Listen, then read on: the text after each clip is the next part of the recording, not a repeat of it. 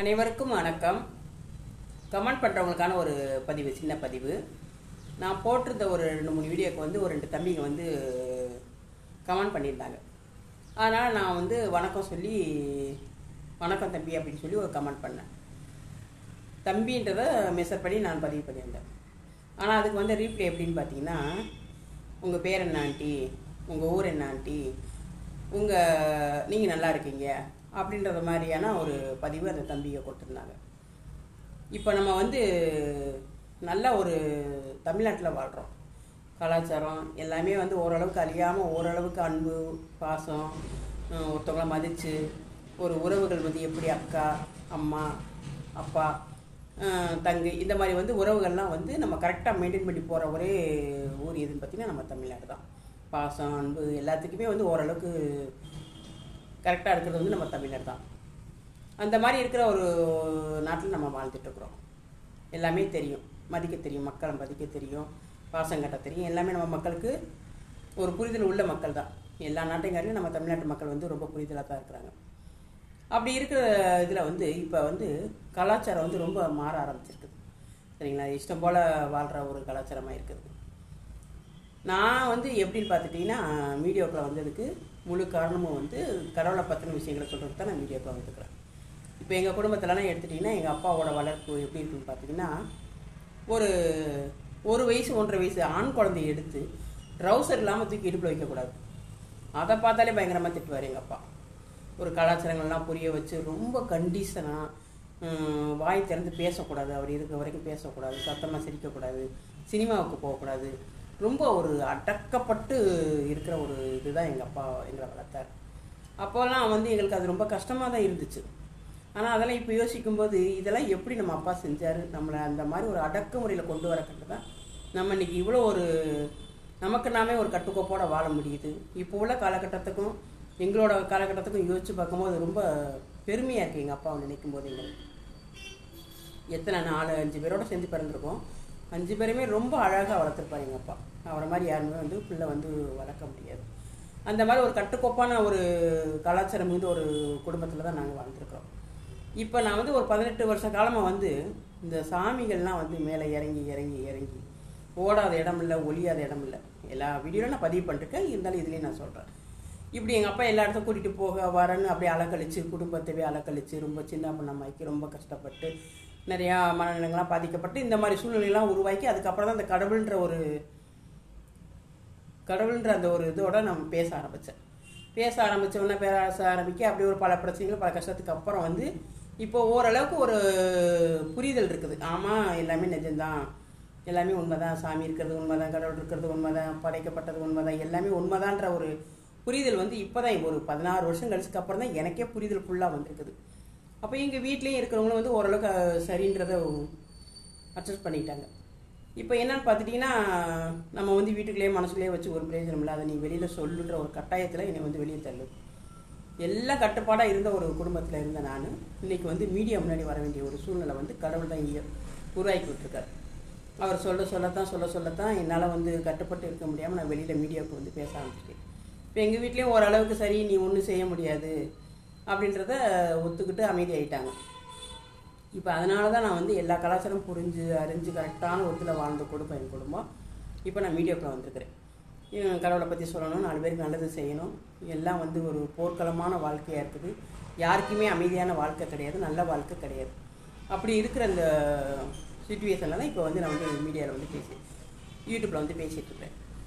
இப்போ நான் என்ன சொல்கிறேன்னா, கமெண்ட் வந்து எனக்கு மட்டும் நீங்கள் போடலை, எல்லா பெண்களுக்குமே அப்படி தான் போட்டுருக்குறீங்க. நானும் எல்லாரோட லைவ்லேயும் நான் போய் பார்த்துருக்குறேன், கமெண்ட் பண்ணுறவங்கள கூட பார்த்துருக்கேன்.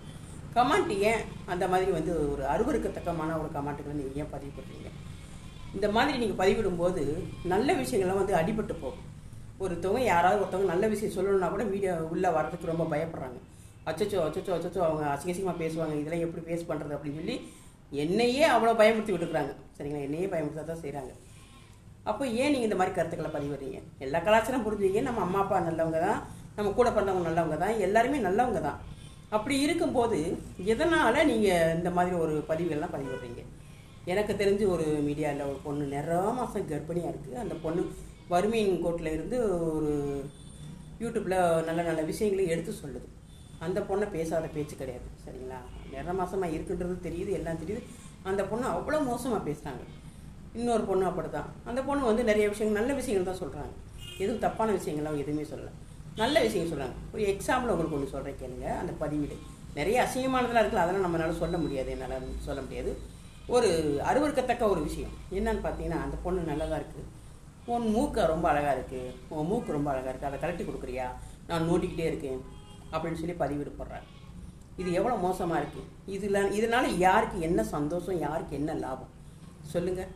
இது எப்படி ஒரு மனநிலைமை கொடுக்கும் அந்த பொண்ணுக்கு? இதெல்லாம் எதுக்கு இந்த மாதிரியான தேவையான வேலைகள்லாம் செய்யணும்? நான் என்ன சொல்கிறேன்னா, நீங்கள் உங்களுக்கு அந்த மாதிரி இருக்குன்னா அதுக்கான வெப்சைட் இருக்குது. நிறைய பெண்கள் மோசமாக இருந்து என்னென்ன வேணுமோ எல்லாம் கொடுக்கறதுக்கு அதுக்கான ஒரு வெப்சைட் இருக்குது. அதுக்குள்ளே போய் உங்களை ஆசைகளை தீர்த்துக்கோங்க, உங்கள் போதைகளை தீர்த்துக்கோங்க, எல்லாத்தையும் தீர்த்துக்கோங்க. ஒரு யூடியூப்புன்றது வந்து ஒரு பொது ஸ்தலம். அது நல்ல விஷயங்களை கற்றுக் கொடுக்கணும், நல்ல விஷயங்களை தான் கற்றுக் கொடுக்கணும். அதில் வந்து கொஞ்சம் கொஞ்சம் தாறுமாறி இருக்குது.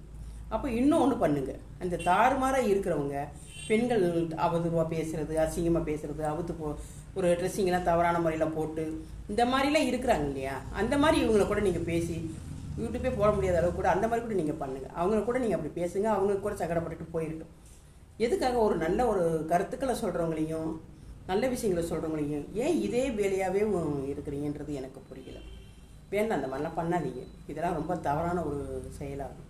சரிங்களா? இன்றைக்கி நீங்கள் வாய்க்கு வந்த மாதிரி பேசிட்டு இதில் ஏதோ ஒரு சின்ன சந்தோஷத்தை நீங்கள் அனுபவிச்சுட்டு போயிடலாம். நாளடைவில் அவங்களோட மனக்குமுறல், அதுலேயே பெண்களோட மனக்குமுறல், அழுக, இதெல்லாம் அவங்கள ஒரு நாள் பாதிக்கும். பாவம் மோசமானது. அது பெண்களோட கண்ணீர் பாவம் ரொம்ப மோசமானது. அவங்களோட மனவேதனை, மன நொந்து அழுது இது மாதிரி பண்ண இப்போ நீங்கள் உங்களுக்கு சரியாக தோணும், ஆனால் காலப்போக்கில் மாட்டிப்பீங்க. சரிங்களா? இந்த மாதிரி அவதூறு பேச்சு, தப்பான பேச்சு, எவ்வளோ முடியுமோ அவ்வளோ ஒரு வஞ்சத்தோட பேச்சு, இந்த பேச்சுகளை தயவு செய்துட்டு இருக்கோம். பேச்சில் இருக்குது பாவம். தப்பாக பேசினா பாவம் தான் அது. சரிங்களா? ஒருத்தர் தப்பாக பேசி மனசு போனும்படி அவதூறு, இந்த மாதிரி பேசுகிற வார்த்தைகள் எல்லாமே தவறு. அதை புரிஞ்சுக்கோங்க. இன்றைக்கெல்லாம் நான் ஒரு ஜிஹெச் பக்கம் போயிட்டு வந்திருக்கிறேன். திருவிழா கூட்டமாக இருக்குது, திருவிழா கூட்டமாக இருக்குது. மக்கள் ஜே ஜே ஜே ஜே ஜே ஜேன்னு அங்கே இங்கேயும் அலங்கோலமாக அழுத்து பூவை புரண்டு உருண்டு அந்த அழுக்குகளையும் அதுக்குள்ளேயும் உருண்டு பிறண்டு எதிர்ச்சிட்டு இருக்கிறாங்க. ரொம்ப பார்க்கவே முடியல. அவ்வளோ ஒரு மோசமான ஒரு சூழ்நிலையில் இருக்குது. சரிங்களா? காலம் மோசமாக இருக்குது, பாவம் மோசமாக இருக்குது. அது சீரழித்து சின்ன பின்னம் ஆகிட்டு இருக்குது. தயவு செய்து சொல்கிறேன் மக்களே, கொஞ்சமாவது உணருங்க, கொஞ்சம் புனிதத்தன்மையாக்குங்க. நம்ம தமிழ்நாட்டில் இருக்கவங்களுக்கு புரியும், சொன்னால் புரியும். அன்பு தெரியும், பாசம் தெரியும், எல்லாமே தெரியும். ஓரளவுக்கு புரிஞ்சுக்கோங்க. நம்மளுடைய தமிழ்நாடுனால முதல்ல சீர்திருத்துவோம், ஒரு நல்ல ஒரு பாதையில் கொண்டு போவோம். வேண்டாம் இது என்னது ஆம்புலன்ஸ் எல்லாம் போகும்போது காதெல்லாம் பற்றி எரியுது. எனக்கு அப்படி பற்றி எரியுது. எப்படா இப்படி மக்கள் என்ன அவலத்தில் போகிறாங்களோ, என்ன கஷ்டத்தில் போகிறாங்களோ, என்ன கஷ்டப்படுறாங்களோ. ஜிஹெச்சுக்குள்ள போனால் அதை விட அவ்வளோ நம்மளுக்கு ஒரு மனநோயே வந்து போகும். அவ்வளோ மோசமாக மக்கள் கஷ்டப்பட்டு இருக்கிறாங்க. அதனால சொல்கிறேன், நம்ம இன்றைக்கி நல்லா இருக்கிறோன்றதுக்காக எல்லாத்தையும் கொட்டி தீக்காதீங்க. நமக்கு பின்னாடியே வந்துட்டு இருக்குது பாவம். தூக்கி கொண்டு உள்ளே ஒன்று எங்கேயா போட்டுரு, அப்போ நீங்கள் ஒன்றுமே பண்ண முடியாது. தயவுசெய்து யாரையும் தப்பாக கமெண்ட் பண்ணாதீங்க. அது பெரிய தவறு, பாவமான விஷயமும் கூட. இனிமேல் இந்த மாதிரி பண்ணாதீங்க. சரிங்களா?